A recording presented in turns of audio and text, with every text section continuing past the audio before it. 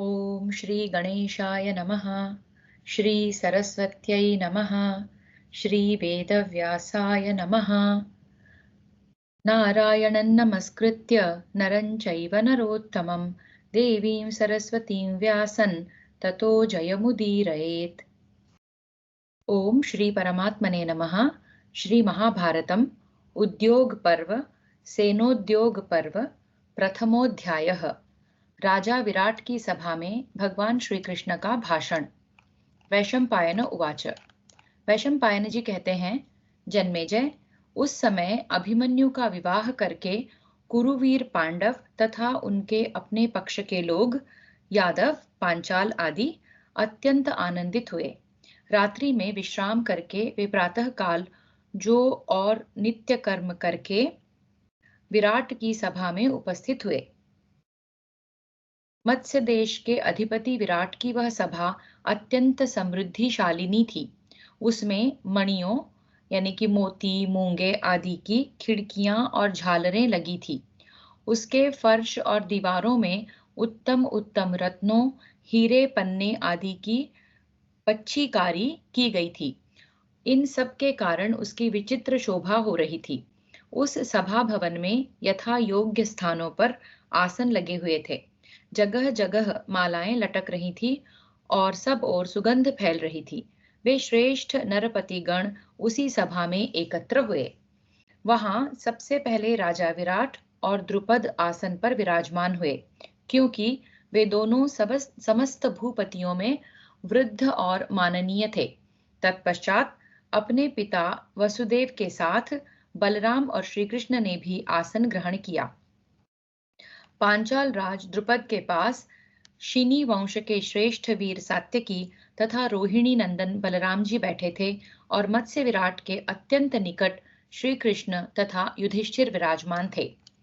राजा द्रुपद के सब पुत्र भीमसेन, अर्जुन, नकुल, सहदेव, युद्धवीर प्रद्युम्न और सांब विराट के पुत्रों के सहित अभिमन्यु तथा द्रौपदी के सभी पुत्र सुवर्ण जटित सुंदर सिंहासनों पर आसपास ही बैठे थे। द्रौपदी के पांचों पुत्र पराक्रम, सौंदर्य और बल में अपने पिता पांडवों के ही समान थे। वे सबके सब शूरवीर थे। इस प्रकार चमकीले आभूषणों तथा सुंदर वस्त्रों से विभूषित उन समस्त महारथियों के बैठ जाने पर राजाओं से भरी हुई वह समृद्धिशालिनी सभा ऐसी शोभा पा रही थी मानो उज्जवल ग्रह नक्षत्रों से भरा आकाश जगमगा रहा हो। तदनंतर उन शूरवीर पुरुषों ने समाज में जैसी बातचीत करनी उचित है वैसी ही विविध प्रकार की विचित्र बातें की। फिर वे सब नरेश भगवान श्री कृष्ण की ओर देखते हुए 2 घड़ी तक कुछ सोचते हुए चुप बैठे रहे। भगवान श्री कृष्ण ने पांडवों के कार्य के लिए ही उन श्रेष्ठ राजाओं को संगठित किया था। जब उन सब लोगों की बातचीत बंद हो गई, तब वे सिंह के समान पराक्रमी नरेश एक साथ श्री कृष्ण के सार गर्भित तथा श्रेष्ठ फल देने वाले वचन सुनने लगे। श्री कृष्ण उवाच। श्री कृष्ण ने भाषण देना प्रारंभ किया। उपस्थित सुहृदगण, आप सब लोगों को यह मालूम ही है कि सुबल पुत्र शकुनी ने द्यूत सभा में किस प्रकार कपट करके धर्मात्मा युधिष्ठिर को परास्त किया और इनका राज्य छीन लिया। उस जुए में यह शर्त रख दी गई थी कि जो हारे वह 12 वर्षों तक वनवास और 1 वर्ष तक अज्ञातवास करे। पांडव सदा सत्य पर आरूढ़ रहते हैं। सत्य ही इनका रथ यानी कि आश्रय है। इनमें वेग पूर्वक समस्त भूमंडल को जीत लेने की शक्ति है। तथापि इन वीराग्रण्य पांडु कुमारों ने सत्य का ख्याल करके 13 वर्षों तक वनवास और अज्ञातवास के उस कठोर व्रत का धैर्य पूर्वक पालन किया, जिसका स्वरूप बड़ा ही उग्र है। इस 13वें वर्ष को पार करना बहुत ही कठिन था, परंतु इन महात्माओं ने आपके पास ही अज्ञात रूप से रहकर भांति भांति के असह्य क्लेश सहते हुए यह वर्ष बिताया है। इसके अतिरिक्त 12 वर्षों तक ये वन में भी रह चुके हैं। अपनी कुल परंपरा से प्राप्त हुए राज्य की अभिलाषा से ही इन वीरों ने अब तक अज्ञातवास में दूसरों की सेवा में संलग्न रहकर 13वां वर्ष पूरा किया है। ऐसी परिस्थिति में जिस उपाय से धर्मपुत्र युधिष्ठिर तथा राजा दुर्योधन का भी हित हो, उसका आप लोग विचार करें। आप कोई ऐसा मार्ग ढूंढ निकालें जो इन कुरुश्रेष्ठ वीरों के लिए धर्मानुकूल, न्यायोचित तथा यश की वृद्धि करने वाला हो। धर्मराज युधिष्ठिर यदि धर्म के विरुद्ध देवताओं का भी राज्य प्राप्त होता हो तो उसे लेना नहीं चाहेंगे। किसी छोटे से गांव का राज्य भी यदि धर्म और अर्थ के अनुकूल प्राप्त होता हो तो ये उसे लेने की इच्छा कर सकते हैं। आप सभी नरेशों को यह विदित ही है कि धृतराष्ट्र के पुत्रों ने पांडवों के पैतृक राज्य का किस प्रकार अपहरण किया है। कौरवों के इस मिथ्या व्यवहार तथा छल कपट के कारण पांडवों को कितना महान और असह्य कष्ट भोगना पड़ा है, यह भी आप लोगों से छिपा नहीं है। धृतराष्ट्र के उन पुत्रों ने अपने बल और पराक्रम से कुंती पुत्र युधिष्ठिर को किसी युद्ध में पराजित नहीं किया था। छल से ही इनका राज्य छीना। तथापि सुहृदों सहित राजा युधिष्ठिर उनकी भलाई ही चाहते हैं। पांडवों ने दूसरे दूसरे राजाओं को युद्ध में जीतकर उन्हें पीड़ित करके जो धन स्वयं प्राप्त किया था, उसी को कुंती और माद्री के ये वीर पुत्र मांग रहे हैं। जब पांडव बालक थे, अपना हित अहित कुछ नहीं समझते थे, तभी इनके राज्य को हर लेने की इच्छा से उन उग्र प्रकृति के दुष्ट शत्रुओं ने संघबद्ध होकर भांति भांति के षड्यंत्रों द्वारा इन्हें मार डालने की पूरी चेष्टा की थी। ये सब बातें आप लोग अच्छी तरह जानते होंगे। अतः सभी सभासद कौरवों के बढ़े हुए लोभ को, युधिष्ठिर की धर्मज्ञता को तथा इन दोनों के पारस्परिक संबंध को देखते हुए अलग अलग तथा एक राय से भी कुछ निश्चय करें। ये पांडवगण सदा ही सत्यपरायण होने के कारण पहले की हुई प्रतिज्ञा का यथावत पालन करके हमारे सामने उपस्थित हैं। यदि अब भी धृतराष्ट्र के पुत्र इनके साथ विपरीत व्यवहार ही करते रहेंगे, इनका राज्य नहीं लौटाएंगे, तो पांडव उन सबको मार डालेंगे। कौरव लोग पांडवों के कार्य में विघ्न डाल रहे हैं और उनकी बुराई पर ही तुले हुए हैं। यह बात निश्चित रूप से जान लेने पर सुहृदों और संबंधियों को उचित है कि वे उन दुष्ट कौरवों को इस प्रकार अत्याचार करने से रोकें। यदि धृतराष्ट्र के पुत्र इस प्रकार युद्ध छेड़कर इन पांडवों को सताएंगे, तो उनके बाध्य करने पर ये भी डटकर युद्ध में उनका सामना करेंगे और उन्हें मार गिराएंगे। संभव है आप लोग यह सोचते हो कि ये पांडव अल्पसंख्यक होने के कारण उन पर विजय पाने में समर्थ नहीं है। तथापि ये सब लोग अपने हितैषी सुहृदों के साथ मिलकर शत्रुओं के विनाश के लिए प्रयत्न तो करेंगे ही। अतः इन्हें आप लोग दुर्बल न समझें। युद्ध का भी निश्चय कैसे किया जाए, क्योंकि दुर्योधन के भी मत का अभी ठीक ठीक पता नहीं है कि वह क्या करेगा। शत्रु पक्ष का विचार जाने बिना आप लोग कोई ऐसा निश्चय कैसे कर सकते हैं जिसे अवश्य ही कार्य रूप में परिणित किया जा सके। अतः मेरा विचार है कि यहाँ से कोई धर्मशील, पवित्रात्मा, कुलीन और सावधान पुरुष दूत बनकर वहां जाएं। वह दूत ऐसा होना चाहिए जो उनके जोश तथा रोष को शांत करने में समर्थ हो और उन्हें युधिष्ठिर को इनका आधा राज्य दे देने के लिए विवश कर सके। राजन, भगवान श्री कृष्ण का धर्म और अर्थ से युक्त मधुर एवं उभय पक्ष के लिए समान रूप से हितकर वचन सुनकर उनके बड़े भाई बलराम जी ने भाषण की भूरी भूरी प्रशंसा करके अपना वक्तव्य आरंभ किया। इस प्रकार श्री महाभारत उद्योग पर्व के अंतर्गत सेनोद्योग पर्व में द्रुपद के पुरोहित का यात्रा विषयक पहला अध्याय पूरा हुआ। द्वितीयोध्यायः बलराम जी का भाषण। बलदेव उवाच। बलदेव जी बोले, सज्जनों, गदाग्रज श्री कृष्ण ने जो कुछ धर्मानुकूल तथा अर्थशास्त्र सम्मत संभाषण किया है, उसे आप सब लोगों ने सुना है। इसी में अजातशत्रु युधिष्ठिर का भी हित है तथा ऐसा करने से ही राजा दुर्योधन की भलाई है। वीर कुंती कुमार आधा राज्य छोड़कर केवल आधे के लिए ही प्रयत्नशील हैं। दुर्योधन भी पांडवों को आधा राज्य देकर हमारे साथ स्वयं भी सुखी और प्रसन्न होगा। पुरुषों में श्रेष्ठ वीर पांडव आधा राज्य पाकर दूसरे पक्ष की ओर से अच्छा बर्ताव होने पर अवश्य ही शांत यानी कि लड़ाई झगड़े से दूर रहकर कहीं सुखपूर्वक निवास करेंगे। इससे कौरवों को शांति मिलेगी और प्रजा वर्ग का भी हित होगा। यदि दुर्योधन का भी विचार जानने के लिए युधिष्ठिर के संदेश को उसके कानों तक पहुंचाने के लिए तथा कौरव पांडवों में शांति स्थापित करने के लिए कोई दूत जाए तो यह मेरे लिए बड़ी प्रसन्नता की बात होगी।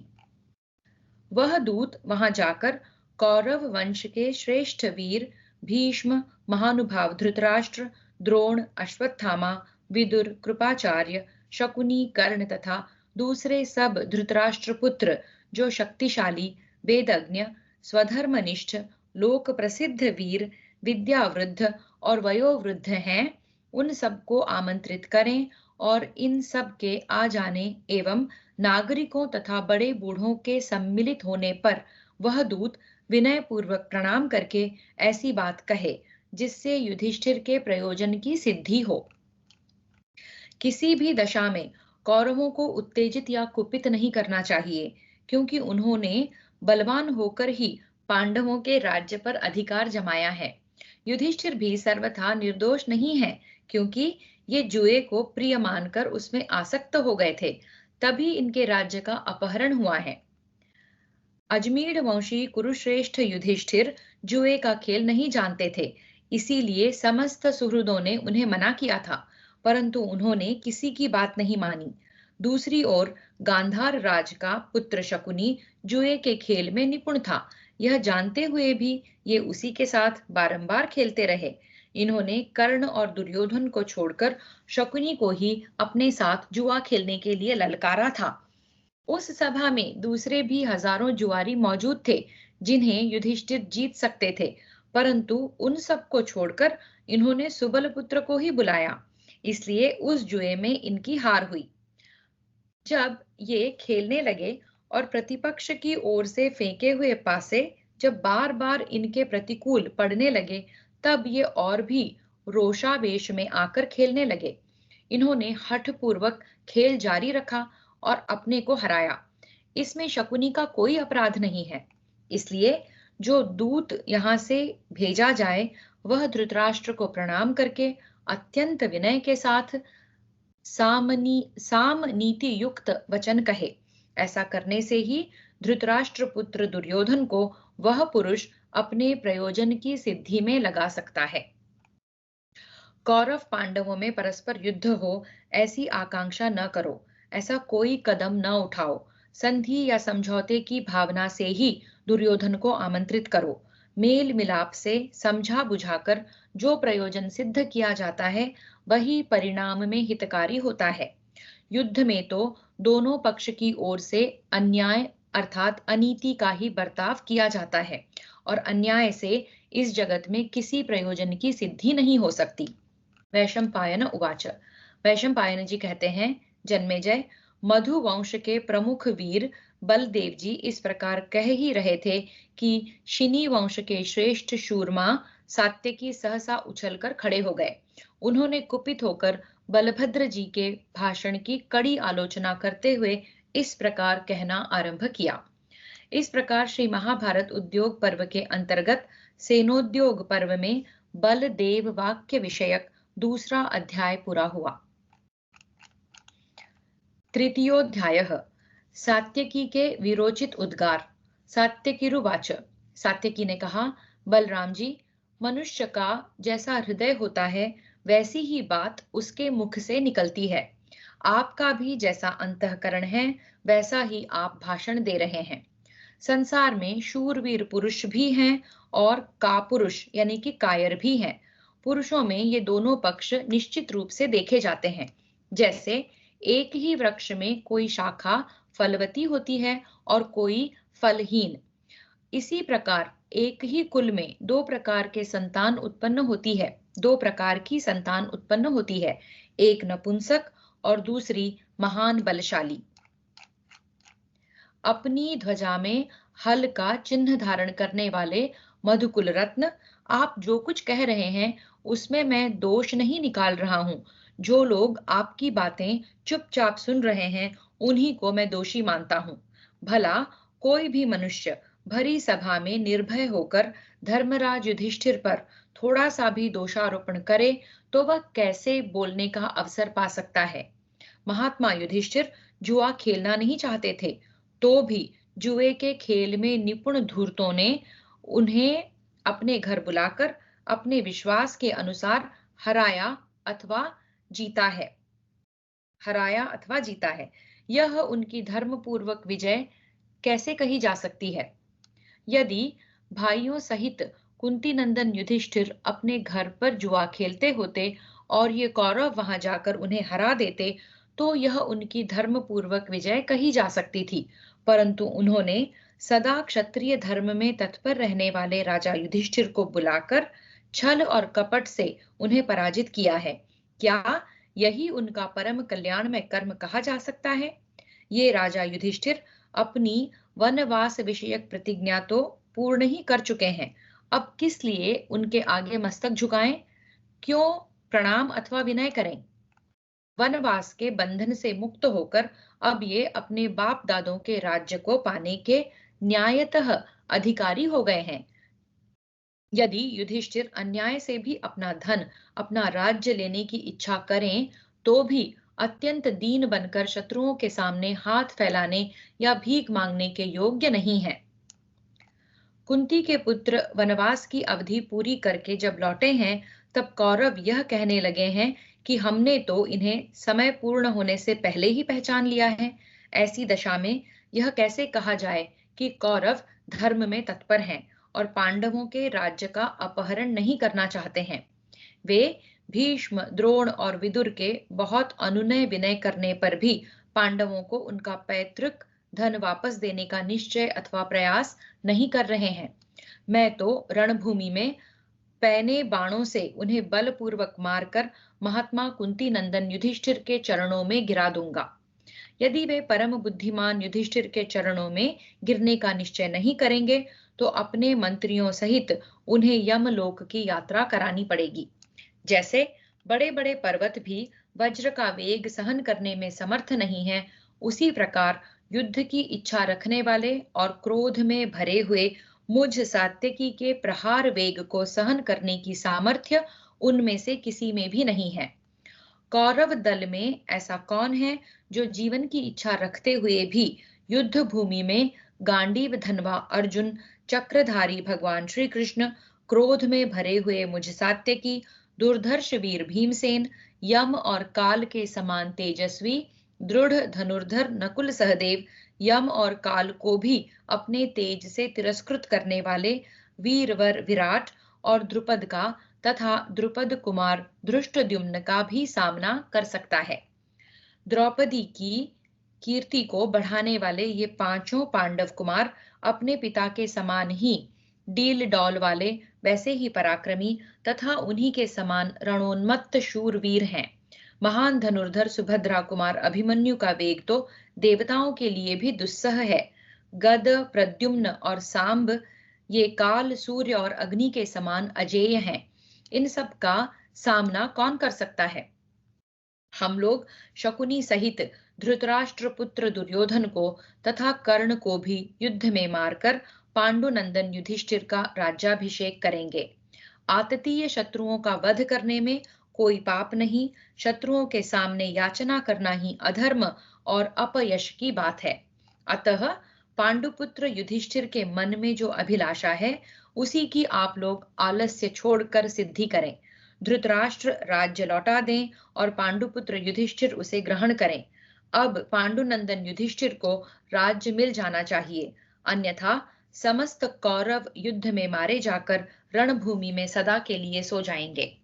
इस प्रकार श्री महाभारत उद्योग पर्व के अंतर्गत सेनोद्योग पर्व में सात्यकी का क्रोधपूर्ण वचन संबंधी तीसरा अध्याय पूरा हुआ।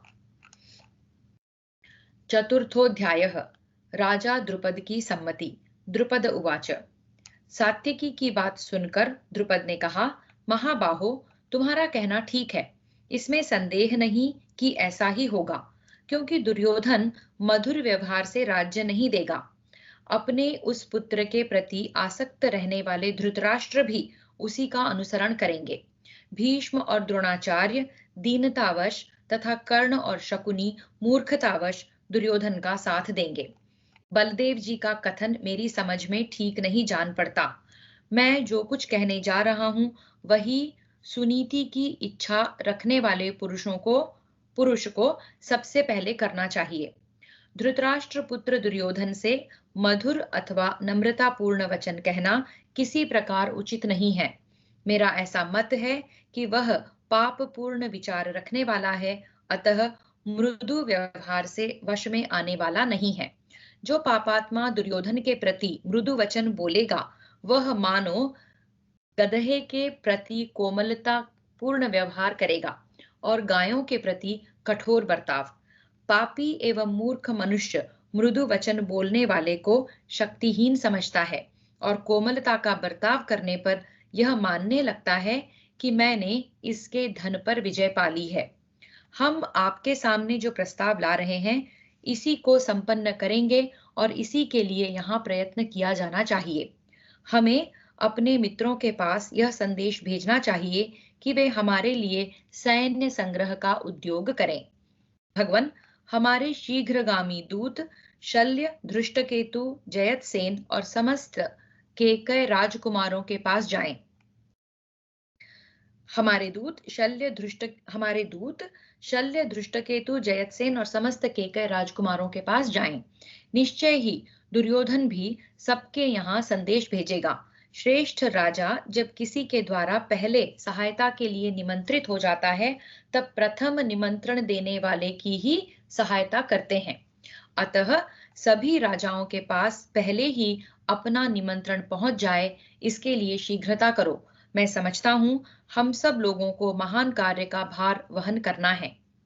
राजा शल्य तथा उनके अनुगामी नरेशों के पास शीघ्र दूत भेजे जाएं। पूर्व समुद्र के तटवर्ती राजा भगदत्त के पास भी दूत भेजना चाहिए। भगवान, इसी प्रकार अमितौजा, उग्र, हार्दिक्य जिसे कृतवर्मा भी कहते हैं, अंधक, दीर्घ प्रज्ञ तथा शूरवीर रोचमान के पास भी दूतों को भेजना आवश्यक है। बृहंत को भी बुलाया जाए। राजा सेना बिंदु, सेनजित, प्रतिविंध्य, चित्रवर्मा, सुवास्तुक, बहलिक, मुंजकेश, चैद्यराज, सुपार्श्व, सुबाहु, महारथी पौरव, शक नरेश, पल्लव राज तथा दरद देश के नरेश भी निमंत्रित किए जाने चाहिए। सुरारी, नदीज, भूपाल, कर्णवेष्ट, नील, वीरधर्मा, पराक्रमी भूमिपाल, दुर्जय दंतवक्त्र, रुक्मी, जन्मेजय, आषाढ़, वायुवेग, राजा पूर्वपाली, भूरी तेजा, देवक, पुत्रों सहित एकलव्य, कुरुष देश के बहुत से नरेश, पराक्रमी क्षेम धूर्ति, काम्बोज नरेश, ऋषिक देश के राजा, पश्चिम द्वीपवासी नरेश, जयतसेन, काश्य, पंचनद प्रदेश के राजा, दुर्धर्ष क्राथ पुत्र, पर्वतीय नरेश, राजा जनक के पुत्र, सुशर्मा, मणिमान, योतिमत्सक, पांशु राज्य के अधिपति, पराक्रमी धृष्टकेतु, तुंड, दंडधार, वीर्यशाली बृहत्सेन, अपराजित, निषादराज, श्रेणीमान, वसुमान, बृहदबल, महोजा, शत्रु नगरी पर विजय पाने वाले बाहु, पुत्र सहित पराक्रमी राजा समुद्रसेन, उद्भव, क्षेमक, राजा वाटधान, श्रुतायु, दृढ़ायु, पराक्रमी शाल्व के पुत्र, कुमार तथा युद्ध दुर्मद, कलिंगराज, इन सब के पास शीघ्र ही रण निमंत्रण भेजा जाए। मुझे यही ठीक जान पड़ता है। मत्स्यराज, ये मेरे पुरोहित विद्वान ब्राह्मण हैं। इन्हें धृतराष्ट्र के पास भेजिए और वहां के लिए उचित संदेश दीजिए। दुर्योधन से क्या कहना है, शांतनु नंदन भीष्म जी से किस प्रकार बातचीत करनी है, धृतराष्ट्र को क्या संदेश देना है तथा रथियों में श्रेष्ठ द्रोणाचार्य से किस प्रकार वार्तालाप करना है, यह सब उन्हें समझा दीजिए। इस प्रकार श्री महाभारत उद्योग पर्व के अंतर्गत सेनाद्योग पर्व में द्रुपद वाक्य विषयक चौथा अध्याय पूरा हुआ। पंचमोध्यायः भगवान श्री कृष्ण का द्वारकागमन, विराट और द्रुपद के संदेश से राजाओं का पांडव पक्ष की ओर से युद्ध के लिए आगमन। वासुदेव उवाच। तत्पश्चात भगवान श्री कृष्ण ने कहा, सभासदों, सोमक वंश के धुरंधर वीर महाराज द्रुपद ने जो बात कही है वह उन्हीं के योग्य है। इसी से अमित तेजस्वी पांडुनंदन राजा युधिष्ठिर के अभीष्ट कार्य की सिद्धि हो सकती है। हम लोग सुनीति की इच्छा रखने वाले हैं, अतः हमें सबसे पहले यही कार्य करना चाहिए। जो अवसर के विपरीत आचरण करता है वह मनुष्य अत्यंत मूर्ख माना जाता है, परंतु हम लोगों का कौरवों और पांडवों से एक सा संबंध है। पांडव और कौरव दोनों ही हमारे साथ यथा योग्य अनुकूल बर्ताव करते हैं। इस समय हम और आप सब लोग विवाहोत्सव में निमंत्रित होकर आए हैं। विवाह कार्य संपन्न हो गया, अतः अब हम प्रसन्नता पूर्वक अपने अपने घरों को लौट जाएंगे। आप समस्त राजाओं में अवस्था तथा शास्त्र ज्ञान दोनों ही दृष्टियों से सबकी अपेक्षा बड़े हैं। इसमें संदेह नहीं कि हम सब लोग आपके शिष्य के समान हैं। राजा धृतराष्ट्र भी सदा आपको विशेष आदर देते हैं। आचार्य द्रोण और कृप दोनों के आप सखा हैं। अतः आप ही आज पांडवों की कार्य सिद्धि के अनुकूल संदेश भेजिए। आप जो भी संदेश भेजेंगे वह हम सब लोगों का निश्चित मत होगा। यदि कुरुश्रेष्ठ दुर्योधन न्याय के अनुसार शांति स्वीकार करेगा तो कौरव और पांडवों में परस्पर बंधु जनोचित सौहार्द्रवश महान संहार न होगा। यदि धृतराष्ट्र पुत्र दुर्योधन मोहवश घमंड में आकर हमारा प्रस्ताव न स्वीकार करे तो आप दूसरे राजाओं को युद्ध का निमंत्रण भेजकर सबके बाद हम लोगों को आमंत्रित कीजिएगा। फिर तो गांडीव धनवा अर्जुन के कुपित होने पर मंद बुद्धि मूढ़ दुर्योधन अपने मंत्रियों और बंधुजनों के साथ सर्वथा नष्ट हो जाएगा। वैशंपायन उवाच। वैशंपायन जी कहते हैं, जन्मेजय, तदनंतर राजा विराट ने सेवक वृंद तथा बांधवों सहित वृष्णि कुल नंदन भगवान श्री कृष्ण का सत्कार करके उन्हें द्वारका जाने के लिए विदा किया। श्री कृष्ण के द्वारका चले जाने पर युधिष्ठिर आदि पांडव तथा राजा विराट युद्ध की सारी तैयारियां करने लगे। बंधुओं सहित राजा विराट तथा महाराज द्रुपद ने मिलकर सब राजाओं के पास युद्ध का निमंत्रण भेजा। कुरुकुल के सिंह पांडव, मत्स्य नरेश विराट तथा पांचाल राज द्रुपद के संदेश से दूर दूर के महाबली नरेश बड़े हर्ष और उत्साह में भरकर वहां आने लगे। पांडवों के यहाँ विशाल सेना एकत्र हो रही है, यह सुनकर धृतराष्ट्र के पुत्रों ने भी भूमिपालों को बुलाना आरंभ कर दिया। राजन, इस प्रकार कौरवों तथा पांडवों के उद्देश्य से दूर दूर के नरेश अपनी सेना लेकर प्रस्थान करने लगे। इनकी चतुरंगिणी सेना से सारी पृथ्वी व्याप्त हुई सी जान पड़ने लगी। चारों ओर से उन वीरों के जो सैनिक आ रहे थे वे पर्वतों और वनों सहित इस सारी पृथ्वी को प्रकंपित सी कर रहे थे। तदनंतर पांचाल नरेश ने युधिष्ठिर की सम्मति के अनुसार बुद्धि और अवस्था में भी बढ़े चढ़े अपने पुरोहित को कौरवों के पास भेजा। इस प्रकार श्री महाभारत उद्योग पर्व के अंतर्गत सेनोद्योग पर्व में पुरोहित प्रस्थान विषयक 5वां अध्याय पूरा हुआ। षष्ठोध्यायः द्रुपद का पुरोहित को दौत्य कर्म के लिए अनुमति देना तथा पुरोहित का हस्तिनापुर को प्रस्थान। द्रुपद उवाच। राजा द्रुपद ने पुरोहित से कहा, पुरोहित जी, समस्त भूतों में प्राणधारी श्रेष्ठ हैं, प्राणधारियों में भी बुद्धिजीवी श्रेष्ठ हैं, बुद्धिजीवी प्राणियों में भी मनुष्य और मनुष्यों में भी ब्राह्मण श्रेष्ठ माने गए हैं। ब्राह्मणों में विद्वान, विद्वानों में सिद्धांत के जानकार, सिद्धांत के ज्ञाताओं में भी तदनुसार आचरण करने वाले पुरुष तथा उनमें भी ब्रह्मवेत्ता श्रेष्ठ हैं। मेरा ऐसा विश्वास है कि आप सिद्धांत वेत्ताओं में प्रमुख हैं, आपका कुल तो श्रेष्ठ है ही, अवस्था तथा शास्त्र ज्ञान में भी आप बढ़े चढ़े हैं। आपकी बुद्धि शुक्राचार्य और बृहस्पति के समान है। दुर्योधन का आचार विचार जैसा है, वह सब भी आपको ज्ञात ही है। कुंती पुत्र पांडुनंदन युधिष्ठिर का आचार विचार भी आप लोगों से छिपा नहीं है। धृतराष्ट्र की जानकारी में शत्रुओं ने पांडवों को ठगा है। विदुर जी के अनुनय विनय करने पर भी धृतराष्ट्र अपने पुत्र का ही अनुसरण करते हैं। शकुनी ने स्वयं जुए के खेल में प्रवीण होकर यह जानते हुए भी कि युधिष्ठिर जुए के खिलाड़ी नहीं है, वे क्षत्रिय धर्म पर चलने वाले शुद्धात्मा पुरुष हैं, उन्हें समझ बूझकर जुए के लिए बुलाया। उन सब ने मिलकर धर्मराज युधिष्ठिर को ठगा है। अब वे किसी भी अवस्था में स्वयं राज्य नहीं लौटाएंगे, परंतु आप राजा धृतराष्ट्र से धर्मयुक्त बातें कहकर उनके योद्धाओं का मन निश्चय ही अपनी ओर फेर लेंगे। विदुर जी भी वहां आपके वचनों का समर्थन करेंगे तथा आप भीष्म, द्रोण एवं कृपाचार्य आदि में भेद उत्पन्न कर देंगे। जब मंत्रियों में फूट पड़ जाएगी और योद्धा भी विमुख होकर चल देंगे, तब उनका प्रधान कार्य होगा पुनः नूतन सेना का संग्रह और संगठन। इसी बीच में एकाग्र चित्त वाले कुंती कुमार अनायास ही सेना का संगठन और द्रव्य का संग्रह कर लेंगे। जब वहां हमारे स्वजन उपस्थित रहेंगे और आप भी वहां रहकर लौटने में विलंब करते रहेंगे, तब निस्संदेह वे सैन्य संग्रह का कार्य उतने अच्छे ढंग से नहीं कर सकेंगे। वहां आपके जाने का यही प्रयोजन प्रधान रूप से दिखाई देता है। यह भी संभव है कि आपकी संगति से धृतराष्ट्र का मन बदल जाए और वे आपकी धर्मानुकूल बात स्वीकार कर लें।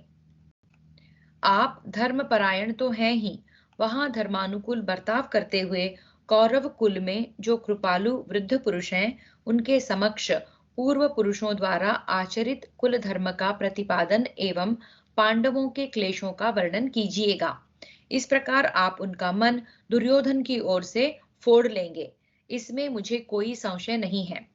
आपको उनसे कोई भय नहीं है, क्योंकि आप वेदवेत्ता ब्राह्मण हैं, विशेषतः दूत कर्म में नियुक्त और वृद्ध हैं। अतः आप पुष्य नक्षत्र से युक्त जय नामक मुहूर्त में कुंती नंदन युधिष्ठिर के कार्य के सिद्धि के लिए कौरवों के पास शीघ्र जाइए। वैशंपायन उवाच। वैशंपायन जी कहते हैं, जन्मेजय, महामना राजा द्रुपद के द्वारा इस प्रकार अनुशासित होकर सदाचार संपन्न पुरोहित ने हस्तिनापुर को प्रस्थान किया। वे विद्वान तथा नीतिशास्त्र और अर्थशास्त्र के विशेषज्ञ थे। वे पांडवों के हित के लिए शिष्यों के साथ कौरवों की राजधानी की ओर गए। इस प्रकार श्री महाभारत उद्योग पर्व के अंतर्गत सेनोद्योग पर्व में पुरोहित प्रस्थान विषयक छठा अध्याय पूरा हुआ। नवमोऽध्यायः श्री कृष्ण का दुर्योधन तथा अर्जुन दोनों को सहायता देना। वैशंपायन उवाच। वैशंपायन जी कहते हैं, जन्मेजय, पुरोहित को हस्तिनापुर भेजकर पांडव लोग यत्र तत्र राजाओं के यहाँ अपने दूतों को भेजने लगे। अन्य सब स्थानों में दूत भेजकर कुरुकुल नंदन कुंती पुत्र नरश्रेष्ठ धनंजय स्वयं द्वारकापुरी को गए। जब मधुकुल नंदन श्री कृष्ण और बलभद्र सैकड़ों वृषणी, अंधक तथा भोजवंशी यादवों को साथ ले द्वारकापुरी की ओर चले थे, तभी धृतराष्ट्र पुत्र राजा दुर्योधन ने अपने नियुक्त किए हुए गुप्तचरों से पांडवों की सारी चेष्टाओं का पता लगा लिया था। जब उसने सुना कि श्री कृष्ण विराट नगर से द्वारका को जा रहे हैं, तब वह वायु के समान वेगवान उत्तम अश्वों तथा एक छोटी सी सेना के साथ द्वारकापुरी की ओर चल दिया। कुंती कुमार पांडुनंदन अर्जुन ने भी उसी दिन शीघ्रता पूर्वक रमणीय द्वारकापुरी की ओर प्रस्थान किया। कुरुवंश का आनंद बढ़ाने वाले उन दोनों नरवीरों ने द्वारका में पहुंचकर देखा, श्री कृष्ण शयन कर रहे हैं। तब वे दोनों सोए हुए श्री कृष्ण के पास गए। श्री कृष्ण के शयन काल में पहले दुर्योधन ने उनके भवन में प्रवेश किया और उनके सिरहाने की ओर रखे हुए एक श्रेष्ठ सिंहासन पर बैठ गया। तत्पश्चात महामना किरीटधारी अर्जुन ने श्री कृष्ण के शयनागार में प्रवेश किया। वे बड़ी नम्रता से हाथ जोड़े हुए श्री कृष्ण की चरणों की ओर खड़े रहे। जागने पर वृष्णि कुलभूषण श्री कृष्ण ने पहले अर्जुन को ही देखा। मधुसूदन ने उन दोनों का यथा योग्य आदर सत्कार करके उनसे उनके आगमन का कारण पूछा। तब दुर्योधन ने भगवान श्री कृष्ण से हंसते हुए से कहा, माधव, पांडवों के साथ हमारा जो युद्ध होने वाला है उसमें आप मुझे सहायता दें। आपकी मेरे तथा अर्जुन के साथ एक सी मित्रता है। हम लोगों का आपके साथ संबंध भी समान ही है। और मधुसूदन, आज मैं ही आपके पास पहले आया हूँ। पूर्व पुरुषों के सदाचार का अनुसरण करने वाले श्रेष्ठ पुरुष पहले आए हुए प्रार्थी की ही सहायता करते हैं। जनार्दन, आप इस समय संसार के सत्पुरुषों में सबसे श्रेष्ठ हैं और सभी सर्वदा आपको सम्मान की दृष्टि से देखते हैं। अतः आप सत्पुरुषों के ही आचार का पालन करें। श्री कृष्ण उवाच। भगवान श्री कृष्ण ने कहा, राजन, इसमें संदेह नहीं कि आप ही मेरे यहाँ पहले आए हैं, परंतु मैंने पहले कुंती नंदन अर्जुन को ही देखा है। सुयोधन, आप पहले आए हैं और अर्जुन को मैंने पहले देखा है, इसलिए मैं दोनों की ही सहायता करूंगा। शास्त्र की आज्ञा है कि पहले बालकों को ही उनकी अभीष्ट वस्तु देनी चाहिए। अतः अवस्था में छोटे होने के कारण पहले कुंती पुत्र अर्जुन ही अपनी अभीष्ट वस्तु पाने के अधिकारी हैं। मेरे पास 10 करोड़ गोपों की विशाल सेना है, जो सबके सब मेरे जैसे ही बलिष्ठ शरीर वाले हैं। उन सब की नारायण संज्ञा है। वे सभी युद्ध में डटकर लोहा लेने वाले हैं। एक और तो वे दुर्धर्ष सैनिक युद्ध के लिए उद्यत रहेंगे और दूसरी ओर से अकेला मैं रहूंगा, परंतु मैं न तो युद्ध करूंगा और न कोई शस्त्र ही धारण करूंगा। अर्जुन, इन दोनों में से कोई एक वस्तु जो तुम्हारे मन को अधिक प्रिय जान पड़े, तुम पहले चुन लो, क्योंकि धर्म के अनुसार पहले तुम्हें ही अपनी मनचाही वस्तु चुनने का अधिकार है। वैशंपायन उवाच। वैशंपायन जी कहते हैं, राजन, श्री कृष्ण के ऐसा कहने पर कुंती कुमार धनंजय ने संग्राम भूमि में युद्ध न करने वाले उन भगवान श्री कृष्ण को ही अपना सहायक चुना, जो साक्षात शत्रुहंता नारायण है और अजन्मा होते हुए भी स्वेच्छा से देवता, दानव तथा समस्त क्षत्रियों के सम्मुख मनुष्यों में अवतीर्ण हुए हैं। जन्मेजय, तब दुर्योधन ने वह सारी सेना मांग ली जो अनेक सहस्र सैनिकों के सहस्रों टोलियों में संगठित थी। उन योद्धाओं को पाकर और श्री कृष्ण को ठगा गया समझकर राजा दुर्योधन को बड़ी प्रसन्नता हुई। उनका बल भयंकर था। वह सारी सेना लेकर महाबली रोहिणी नंदन बलराम जी के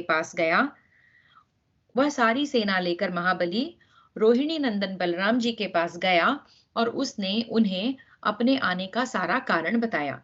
तब शूरवंशी बलराम जी ने धृतराष्ट्र पुत्र दुर्योधन को इस प्रकार उत्तर दिया। बलदेव उवाच। बलदेव जी बोले, पुरुष सिंह, पहले राजा विराट के यहाँ विवाहोत्सव के अवसर पर मैंने जो कुछ कहा था वह सब तुम्हें मालूम हो गया होगा। कुरुनंदन, तुम्हारे लिए मैंने श्री कृष्ण को बाध्य करके कहा था कि हमारे साथ दोनों पक्षों का समान रूप से संबंध है।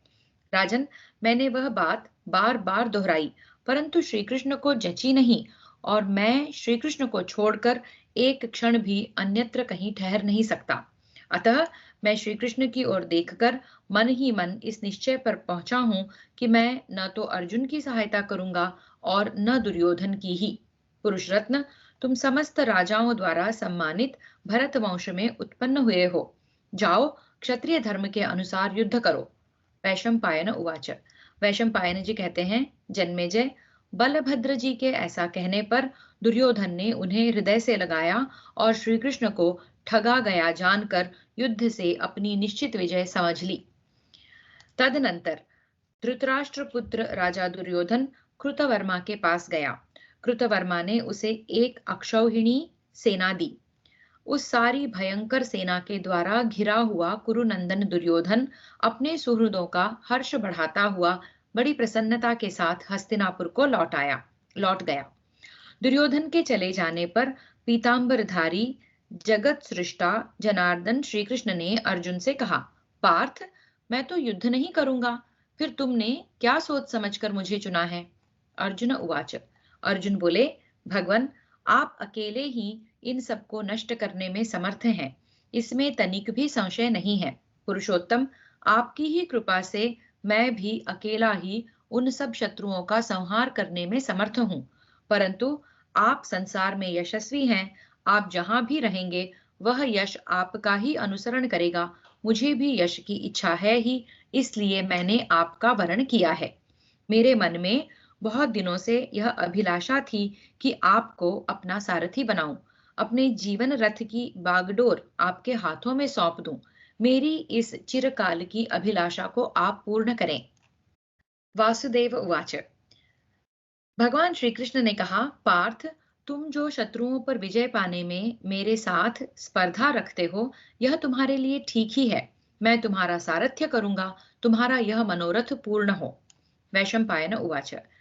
वैशंपायन जी कहते हैं, जन्मेजय, इस प्रकार अपनी इच्छा पूर्ण होने से प्रसन्न हुए अर्जुन श्री कृष्ण के सहित मुख्य मुख्य दशार्ह वंशी यादवों से घिरे हुए पुनः युधिष्ठिर के पास आए। इस प्रकार श्री महाभारत उद्योग पर्व के अंतर्गत सेनोद्योग पर्व में श्री कृष्ण का सारथ्य स्वीकार विषयक 7वां अध्याय पूरा हुआ। श्री कृष्ण का सारथ्य स्वीकार विषयक 7वां अध्याय पूरा हुआ। अष्टमोध्यायः शल्य का दुर्योधन के सत्कार से प्रसन्न हो उसे वर देना और युधिष्ठिर से मिलकर उन्हें आश्वासन देना। वैशंपायन उवाच। वैशंपायन जी कहते हैं, जन्मेजय, पांडवों के दूतों के मुख से उनका संदेश सुनकर राजा शल्य अपने महारथी पुत्रों के साथ विशाल सेना से घिरकर पांडवों के पास चले। नरश्रेष्ठ शल्य इतनी अधिक सेना का भरण पोषण करते थे कि उसका पड़ाव पड़ने पर आधी योजन भूमि घिर जाती थी। राजन, महान बलवान और पराक्रमी शल्य अक्षौहिणी सेना के स्वामी थे। सैकड़ों और हजारों वीर क्षत्रिय शिरोमणि उनकी विशाल वाहिनी का संचालन करने वाले सेनापति थे। वे सबके सब शौर्य संपन्न, अद्भुत कवच धारण करने वाले तथा विचित्र ध्वज एवं धनुष से सुशोभित थे। उन सबके अंगों में विचित्र आभूषण शोभा दे रहे थे। सभी के रथ और वाहन विचित्र थे। सबके गले में विचित्र मालाएं सुशोभित थीं। सबके वस्त्र और अलंकार अद्भुत दिखाई देते थे। उन सब ने अपने अपने देश की वेशभूषा धारण कर रखी थी। राजा शल्य समस्त प्राणियों को व्यथित और पृथ्वी को कंपित से करते हुए अपनी सेना को धीरे धीरे विभिन्न स्थानों पर ठहराकर विश्राम देते हुए उस मार्ग पर चले जिससे पांडुनंदन युधिष्ठिर के पास शीघ्र पहुंच सकते थे। भरतनंदन, उन्हीं दिनों दुर्योधन ने महारथी एवं महामना राजा शल्य का आगमन सुनकर स्वयं आगे बढ़कर मार्ग में ही उनका सेवा सत्कार प्रारंभ कर दिया। दुर्योधन ने राजा शल्य के स्वागत सत्कार के लिए रमणीय प्रदेशों में बहुत से सभा भवन तैयार कराए, जिनकी दीवारों में रत्न जड़े हुए थे। उन भवनों को सब प्रकार से सजाया गया था। नाना प्रकार के शिल्पियों ने उनमें अनेकानेक क्रीड़ा विहार के स्थान बनाए थे। वहां भांति भांति के वस्त्र, मालाएं, खाने पीने के सामान तथा सत्कार की अन्यान्य वस्तुएं रखी गई थी। अनेक प्रकार के कुएं तथा भांति भांति की बावड़ियां बनाई गई थी, जो हृदय के हर्ष को बहुत बढ़ा रही थी। बहुत से ऐसे ग्रह बने थे जिनमें जल की विशेष सुविधा सुलभ की गई थी। सब और विभिन्न स्थानों में बने हुए उन सभा भवनों में पहुंचकर राजा शल्य दुर्योधन के मंत्रियों द्वारा देवताओं की भांति पूजित होते थे। इस तरह यात्रा करते हुए शल्य किसी दूसरे सभा भवन में गए जो देव मंदिरों के समान प्रकाशित होता था। वहां उन्हें अलौकिक कल्याणमय भोग प्राप्त हुए। उस समय उन क्षत्रिय शिरोमणि नरेश ने अपने आप को सबसे अधिक सौभाग्यशाली समझा। उन्हें देवराज इंद्र भी अपने से तुच्छ प्रतीत हुए। उस समय अत्यंत प्रसन्न होकर उन्होंने सेवकों से पूछा, युधिष्ठिर ने युधिष्ठिर के किन आदमियों ने सभा भवन बनाए हैं? उन सबको बुलाओ, मैं उन्हें पुरस्कार देने के योग्य मानता हूँ। मैं इन सबको अपनी प्रसन्नता के फल स्वरूप कुछ पुरस्कार दूंगा। कुंती नंदन युधिष्ठिर को भी मेरे इस व्यवहार का अनुमोदन करना चाहिए। यह सुनकर सब सेवकों ने विस्मित हो दुर्योधन से वे सारी बातें बताई। जब हर्ष में भरे हुए राजा शल्य अपने प्रति किए गए उपकार के बदले प्राण तक देने को तैयार हो गए, तब गुप्त रूप से वहीं छिपा हुआ दुर्योधन मामा शल्य के सामने गया। उसे देखकर तथा उसी ने यह सारी तैयारी की है, यह जानकर मद्रराज ने प्रसन्नता पूर्वक दुर्योधन को हृदय से लगा लिया और कहा, तुम अपनी अभीष्ट वस्तु मुझसे मांग लो। दुर्योधन उवाच। दुर्योधन ने कहा, कल्याण स्वरूप महानुभाव, आपकी बात सत्य हो, आप मुझे अवश्य वर दीजिए। मैं चाहता हूं कि आप मेरी संपूर्ण सेना के अधिनायक हो जाएं।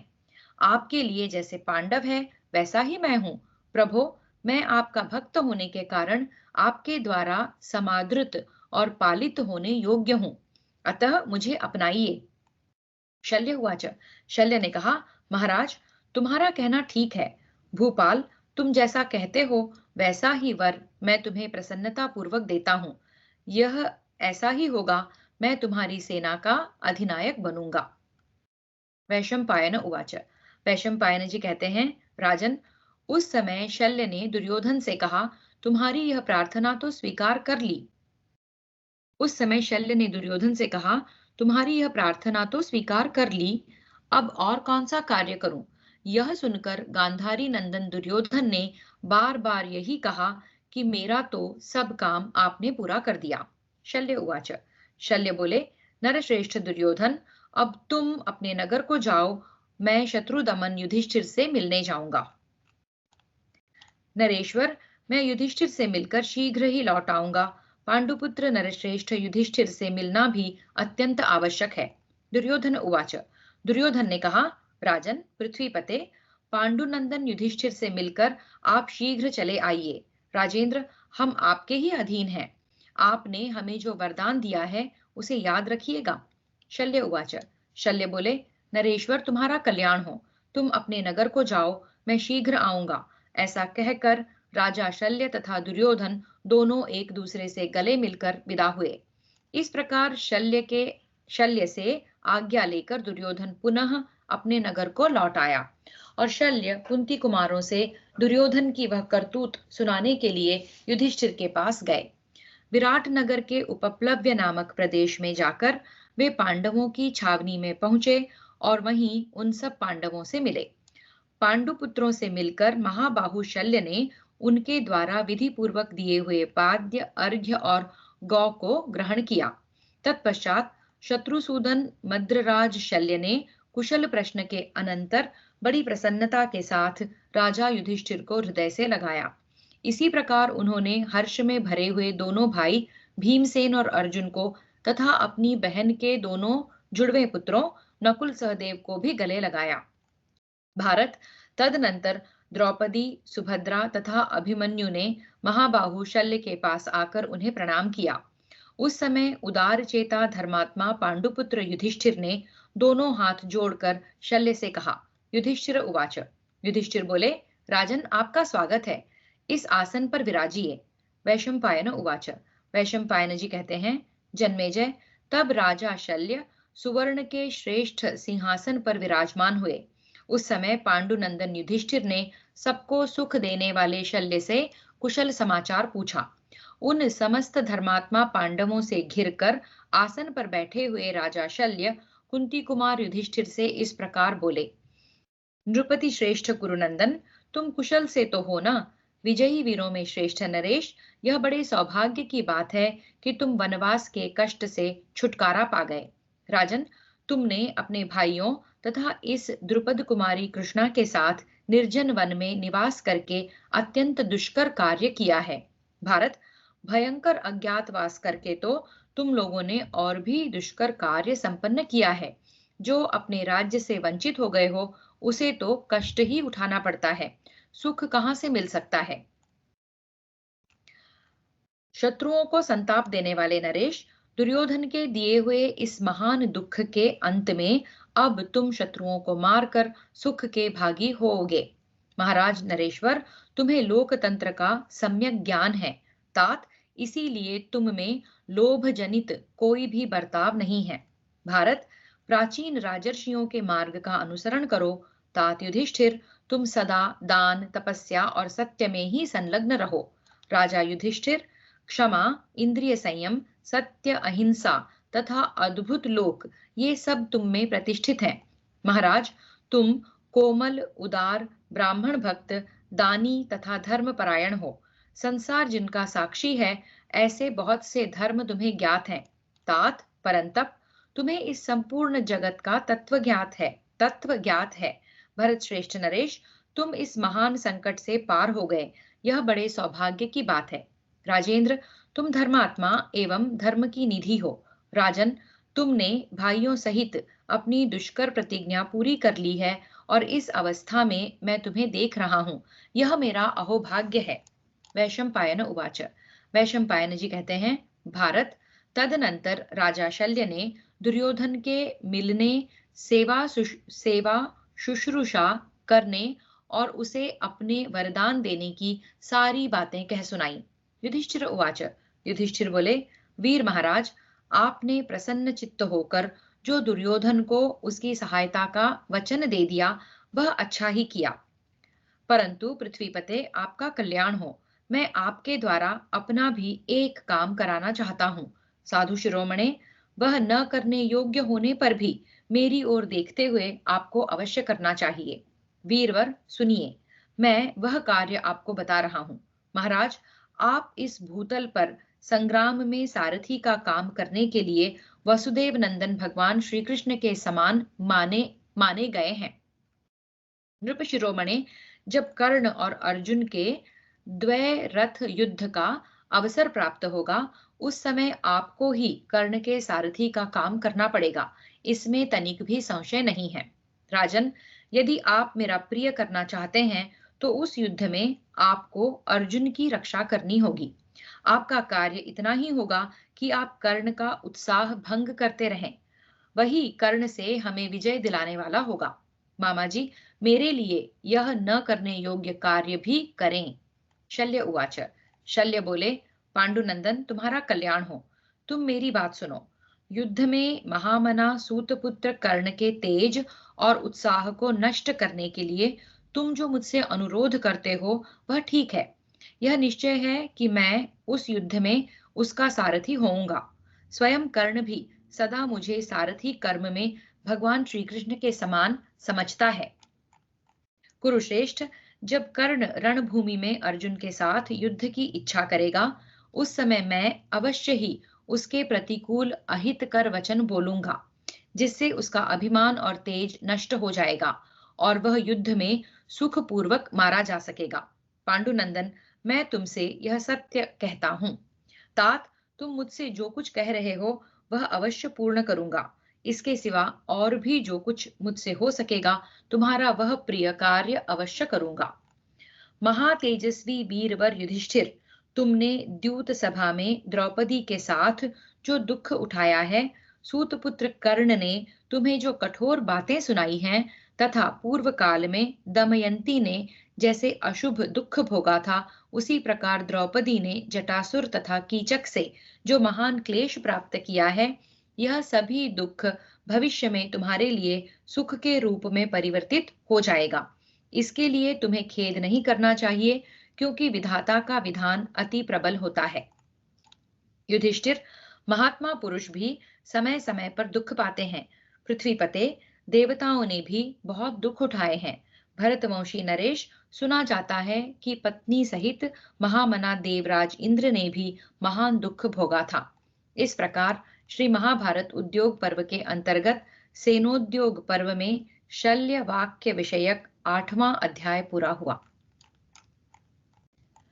नवमोऽध्यायः।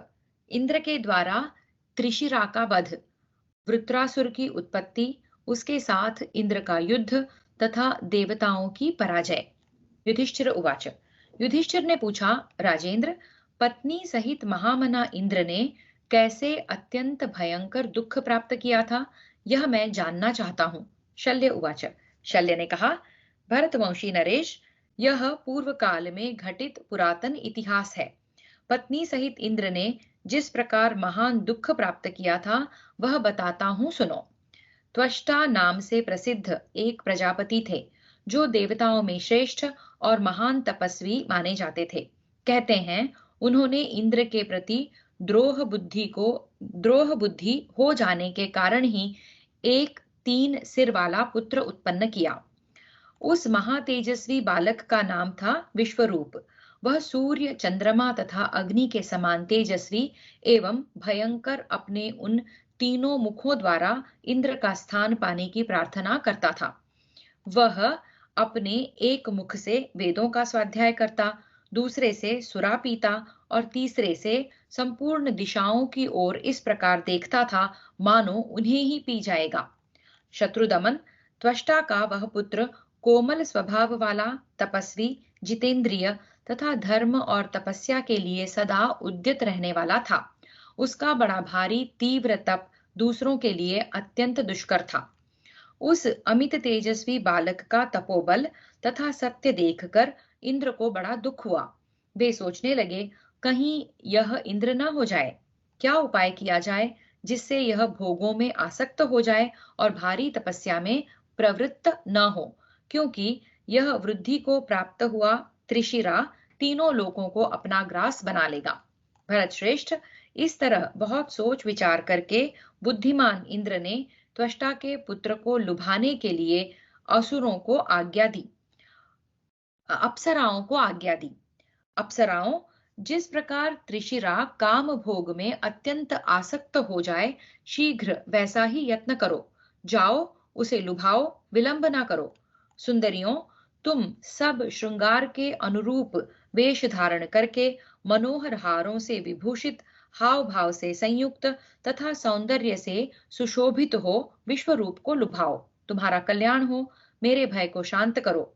वरांगनाओं, मैं अपने आप को अस्वस्थ चित्त देख रहा हूं, अतः अबलाओं, तुम मेरे इस अत्यंत घोर भय का शीघ्र निवारण करो। अप्सरस ऊचुहु, अप्सराएं बोली, शक्र, बल निषूदन, हम लोग विश्वरूप को लुभाने के लिए ऐसा यत्न करेंगी जिससे उसकी ओर से आपको कोई भय नहीं प्राप्त होगा। देव, जो तपोनिधि विश्वरूप अपने दोनों नेत्रों से सबको दग्ध करते हुए से विराज रहे हैं, उन्हें प्रलोभन में डालने के लिए हम सब अप्सराएं एक साथ जा रही हैं। वहां उन्हें वश में करने तथा आपके भय को दूर हटाने के लिए हम पूर्ण प्रयत्न करेंगी। शल्य उवाच। शल्य बोले, राजन, इंद्र की आज्ञा पाकर वे अप्सराएं त्रिशिरा के समीप गईं। वहां उन सुंदरियों ने भांति भांति के हाव भावों द्वारा उन्हें लुभाने का प्रयत्न किया तथा प्रतिदिन विश्वरूप को अपने अंगों के सौंदर्य का दर्शन कराया। तथापि वे महातपस्वी महर्षि उन सबको देखते हुए हर्ष आदि विकारों को नहीं प्राप्त हुए, अपितु वे इंद्रियों को वश में करके पूर्व सागर के समान शांत भाव से बैठे रहे।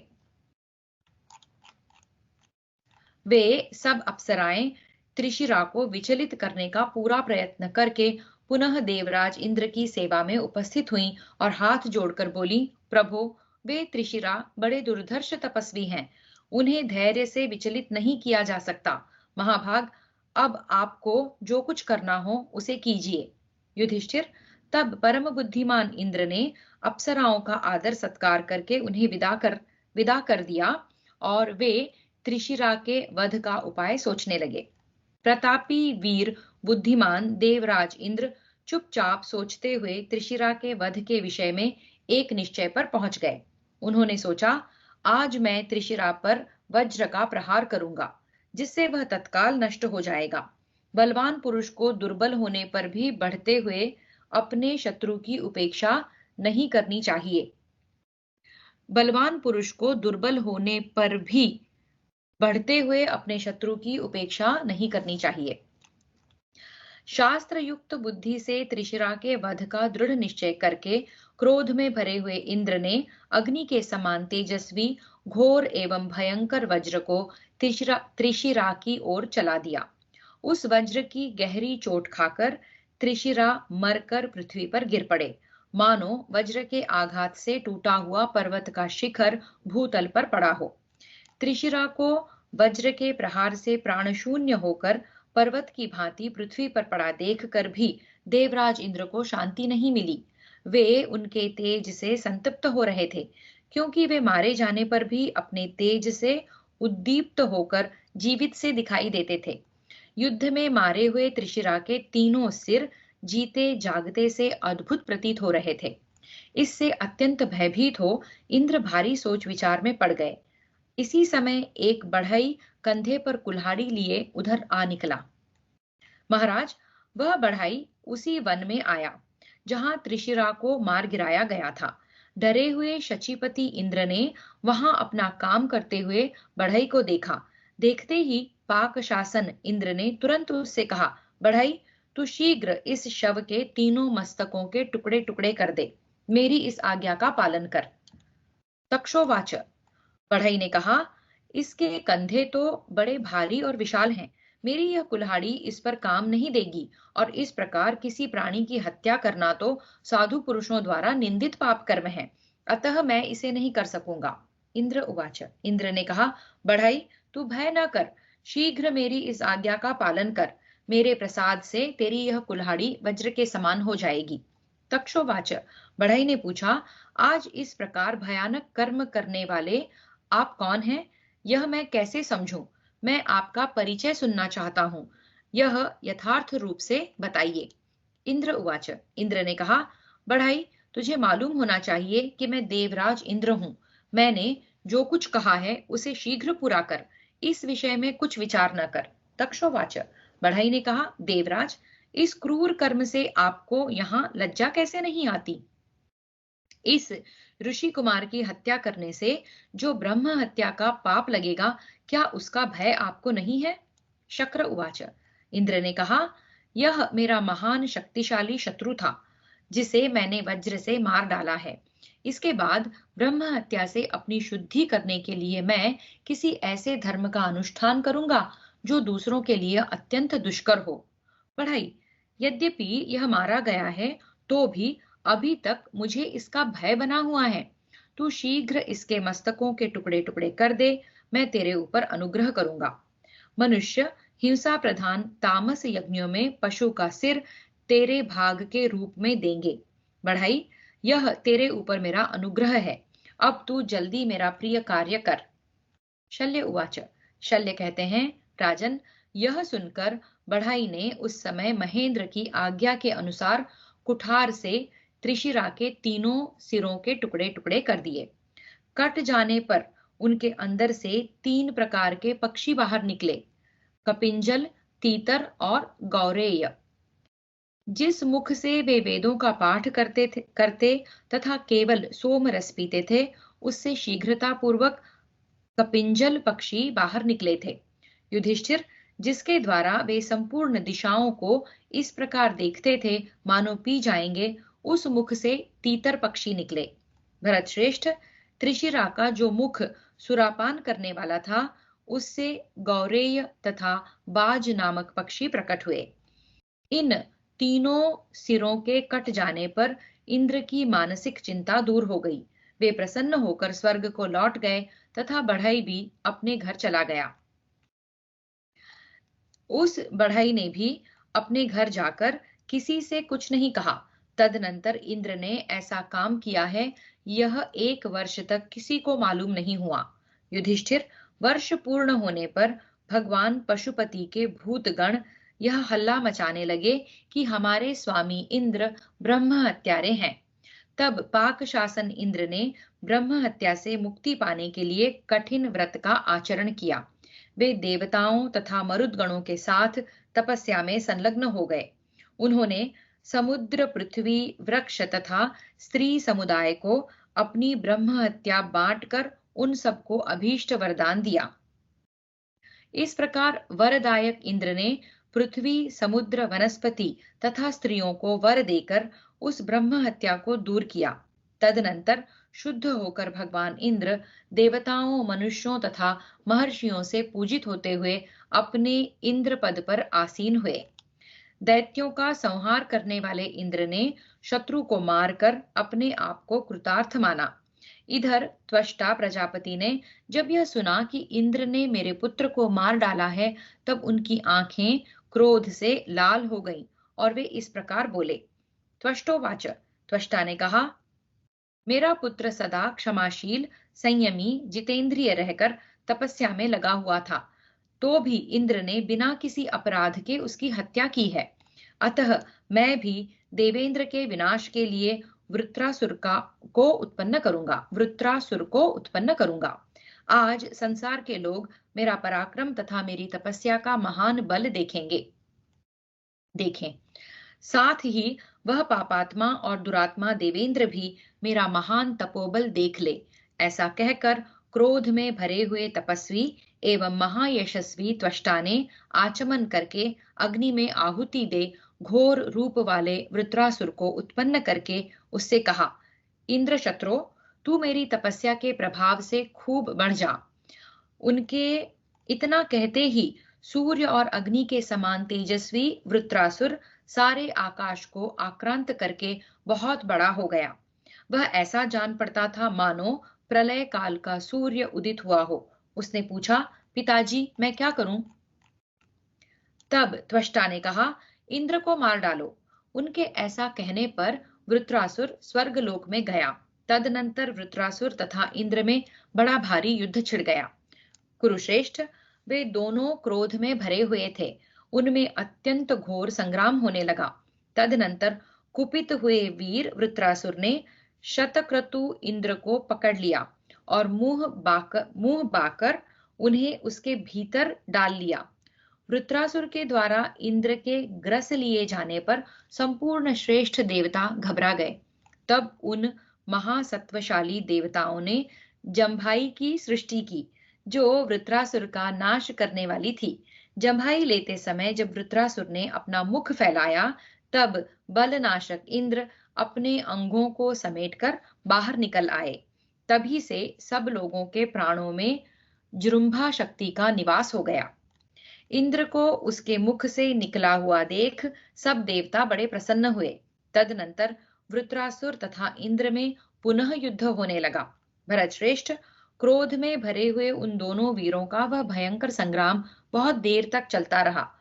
वृत्रासुर त्वष्टा के तेज और बल से व्याप्त हो जब युद्ध में अधिक बलशाली हो बढ़ने लगा, तब इंद्र युद्ध से विमुख हो गए। इंद्र के विमुख होने पर सब देवताओं को बड़ा दुख हुआ। भारत, त्वष्टा के तेज से मोहित हुए सब देवता देवराज इंद्र तथा ऋषियों से मिलकर सलाह करने लगे कि अब हमें क्या करना चाहिए। राजन, भय से मोहित हुए सब देवता बहुत देर तक सोच विचार करके मन ही मन अविनाशी परमात्मा भगवान विष्णु की शरणों में गए और वे वृत्रासुर के वध की इच्छा से मंदराचल के शिखर पर ध्यानस्थ होकर बैठ गए।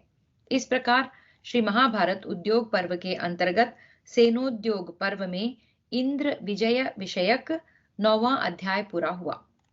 10वां इंद्र सहित देवताओं का भगवान विष्णु की शरण में जाना और इंद्र का उनके आज्ञानुसार वृत्रासुर से संधि करके अवसर पाकर उसे मारना एवं ब्रह्म हत्या के भय से जल में छिपना।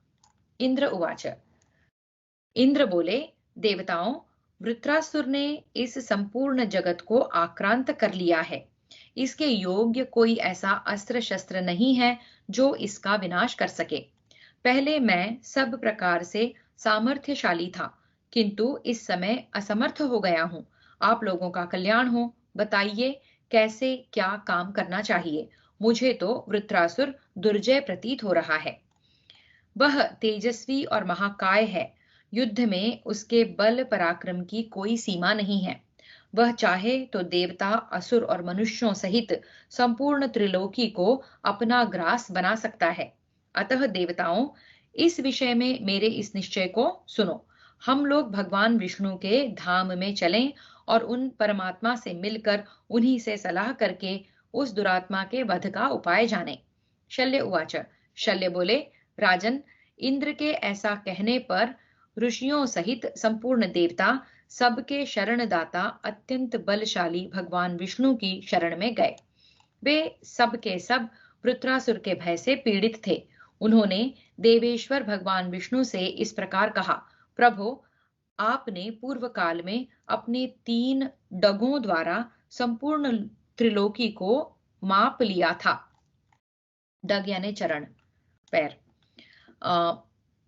विष्णु, आपने ही मोहिनी अवतार धारण करके दैत्यों के हाथ से अमृत छीना एवं युद्ध में उन सबका संहार किया तथा महादैत्य बलि को बांधकर इंद्र को देवताओं का राजा बनाया।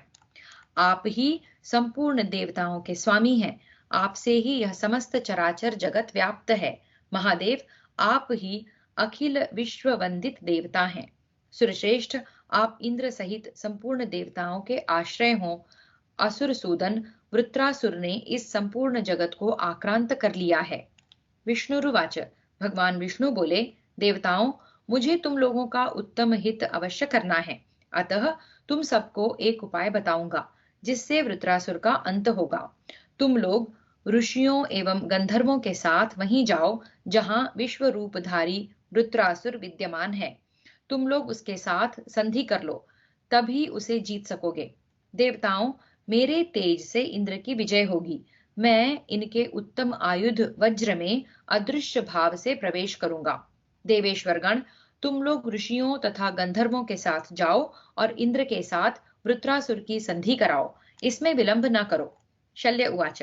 शल्य कहते हैं, राजन, भगवान विष्णु के ऐसा कहने पर ऋषि तथा देवता एक साथ मिलकर देवेंद्र को आगे करके वृत्रासुर के पास गए। समस्त महाबली देवता जब वृत्रासुर के समीप आए, तब वह अपने तेज से प्रज्वलित होकर 10 दिशाओं को तपा रहा था, मानो सूर्य और चंद्रमा अपना प्रकाश बिखेर रहे हों। इंद्र के साथ संपूर्ण देवताओं ने वृत्रासुर को देखा। वह ऐसा जान पड़ता था मानो तीनों लोगों को अपना ग्रास बना लेगा। उस समय वृत्रासुर के पास आकर ऋषियों ने उससे यह प्रिय वचन कहा, दुर्जय वीर, तुम्हारे तेज से यह सारा जगत व्याप्त हो रहा है। बलवानों में श्रेष्ठ वृत्र, इतने पर भी तुम इंद्र को जीत नहीं सकते। तुम दोनों को युद्ध करते बहुत समय बीत गया है। देवता, असुर तथा मनुष्यों सहित सारी प्रजा इस युद्ध से पीड़ित हो रही है। अतः वृत्रासुर, हम चाहते हैं कि इंद्र के साथ तुम्हारी सदा के लिए मैत्री हो जाए। इससे तुम्हें सुख मिलेगा और इंद्र के सनातन लोकों पर तुम्हारा भी अधिकार होगा। ऋषियों की यह बात सुनकर महाबली वृत्रासुर ने उन सबको मस्तक झुकाकर प्रणाम किया और इस प्रकार कहा, महाभाग देवताओं, महर्षियों तथा गंधर्वों, आप सब लोग जो कुछ कह रहे हैं वह सब मैंने सुन लिया। निष्पाप देवगण, अब मेरी भी बात आप लोग सुने। मुझमें और इंद्र में संधि कैसे होगी? 2 तेजस्वी पुरुषों में मैत्री का संबंध किस प्रकार स्थापित होगा? ऋषय ऊचुहु। ऋषि बोले, एक बार साधु पुरुषों की संगति की अभिलाषा अवश्य रखनी चाहिए। साधु पुरुषों का संग प्राप्त होने पर उससे परम कल्याण ही होगा। साधु पुरुषों की संग की अवहेलना नहीं करनी चाहिए। अतः संतों का रंग मिलने की अवश्य इच्छा करो। अतः संतों का संग मिलने की अवश्य इच्छा करो। सज्जनों का रंग सुदृढ़ एवं चिरस्थायी होता है। धीर संत महात्मा संकट के समय हितकर कर्तव्य का ही उपदेश देते हैं। साधु पुरुषों का संग महान अभीष्ट वस्तुओं का साधक होता है। अतः बुद्धिमान पुरुष को चाहिए कि वह सज्जनों को नष्ट करने की इच्छा न करे। इंद्र सत्पुरुषों के सम्माननीय हैं, महात्मा पुरुषों के आश्रय हैं। वे सत्यवादी, अनिंदनीय, धर्मज्ञ तथा सूक्ष्म बुद्धि वाले हैं। ऐसे इंद्र के साथ तुम्हारी सदा के लिए संधि हो जाए, इस प्रकार तुम उनका विश्वास प्राप्त करो। तुम्हें इसके विपरीत कोई विचार नहीं करना चाहिए। शल्य उवाच। शल्य कहते हैं, राजन, महर्षियों की यह बात सुनकर महातेजस्वी वृत्र ने उनसे कहा, भगवन, आप जैसे तपस्वी महात्मा अवश्य ही मेरे लिए सम्माननीय हैं। देवताओं, मैं अभी जो कुछ कह रहा हूँ वह सब यदि आप लोग स्वीकार कर लें तो इन श्रेष्ठ ब्रह्मर्षियों ने मुझे जो आदेश दिए हैं उन सब का मैं अवश्य पालन करूंगा। विप्रवरों, मैं देवताओं सहित इंद्र के द्वारा न सूखी वस्तु से, न गीली वस्तु से, न पत्थर से, न लकड़ी से, न शस्त्र से, न अस्त्र से, न दिन में और न रात में ही मारा जाऊं, इस शर्त पर देवेंद्र के साथ सदा के लिए मेरी संधि हो तो मैं उसे पसंद करता हूँ। भरत श्रेष्ठ, तब ऋषियों ने उससे बहुत अच्छा कहा, बहुत अच्छा कहा। इस प्रकार संधि हो जाने पर वृत्रासुर को बड़ी प्रसन्नता हुई।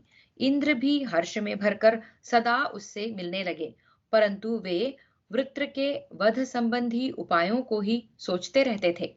वृत्रासुर के छिद्र की, मतलब उसे मारने के अवसर की खोज करते हुए देवराज इंद्र सदा उद्विग्न रहते थे। एक दिन उन्होंने समुद्र के तट पर उस महान असुर को देखा। उस समय अत्यंत दारुण संध्या काल का मुहूर्त उपस्थित था। भगवान इंद्र ने परमात्मा श्री विष्णु के वरदान का विचार करके सोचा, यह भयंकर संध्या उपस्थित है। इस समय न रात है न दिन है, अतः अभी इस वृत्रासुर का अवश्य वध कर देना चाहिए, क्योंकि यह मेरा सर्वस्व हर लेने वाला शत्रु है। यदि इस महाबली, महाकाय और महान असुर वृत्र को धोखा देकर मैं अभी मार डालता हूं तो मेरा भला न होगा। इस प्रकार सोचते हुए ही इंद्र भगवान विष्णु का बार बार स्मरण करने लगे। इसी समय उनकी दृष्टि समुद्र में उठते हुए पर्वताकार फेन पर पड़ी। उसे देखकर इंद्र ने मन ही मन यह विचार किया कि यह न सूखा है, न आर्द्र, न अस्त्र है, न शस्त्र, अतः इसी को वृत्रासुर पर छोड़ूंगा, जिससे वह क्षण भर में नष्ट हो जाएगा। यह सोचकर इंद्र ने तुरंत ही वृत्रासुर पर वज्र सहित फेन का प्रहार किया। उस समय भगवान विष्णु ने उस फेन में प्रवेश करके वृत्रासुर को नष्ट कर दिया। वृत्रासुर के मारे जाने पर संपूर्ण दिशाओं का अंधकार दूर हो गया। शीतल सुखद वायु चलने लगी और संपूर्ण प्रजा में हर्ष छा गया। तदनंतर देवता, गंधर्व, यक्ष, राक्षस, महानाग तथा ऋषि भांति भांति के स्तोत्रों द्वारा महेंद्र की स्तुति करने लगे। शत्रु को मारकर देवताओं सहित इंद्र का हृदय हर्ष से भर गया।